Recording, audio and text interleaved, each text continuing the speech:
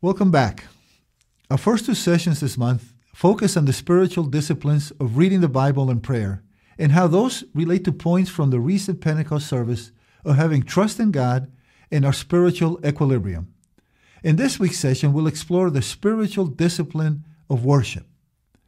When we hear the word worship, we may think of music and its various styles, or perhaps the window of time specifically before the start of a divine service, that is to prepare us for word and sacrament.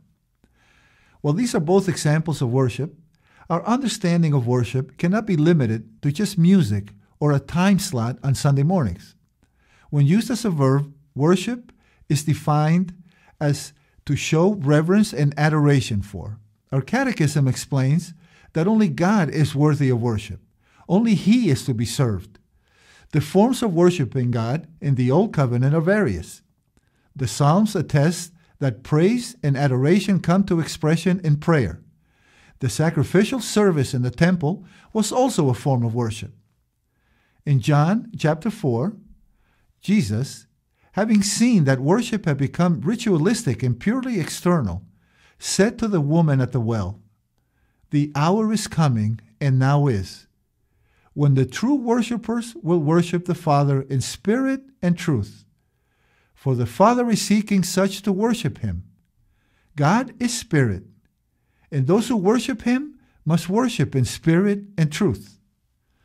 Thus, the proper worship of God is not just a formal act, but rather consists of a person's complete devotion to God.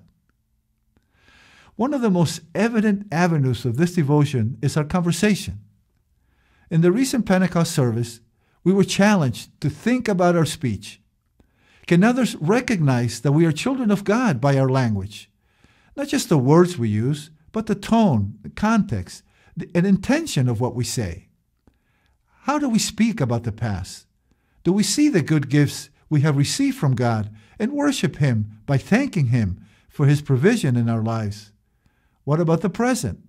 When we speak about the situations and circumstances of our lives in the present, can people see and hear that our absolute priority is fellowship with Jesus? And the future, is our language and speech about the future reflective of our hope and trust in God? We have a great opportunity and holy responsibility to worship God through our language and speech. Worship is our response to God and our expression of what He means to us. In addition to our conversations and speech, we can worship God through our actions.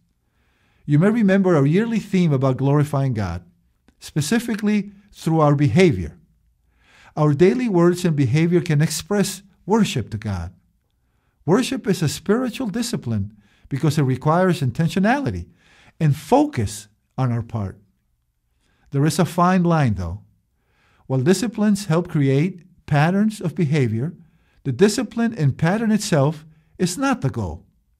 The goal of a spiritual discipline is to be intentional and set aside time, space, and focus to connect with God and allow Him to transform us. Think of a farmer. All that a farmer can do is provide the right conditions to grow a crop. He can't force the seed to grow. Jesus spoke about the right conditions for seeds to grow in His parable of the sower in Matthew 13.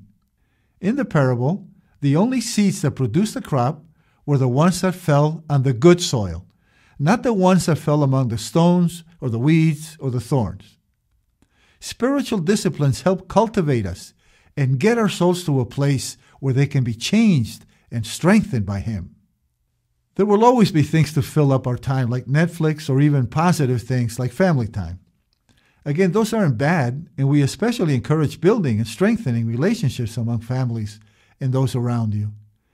However, please don't neglect the time that your soul needs to be in a place where God can do amazing things.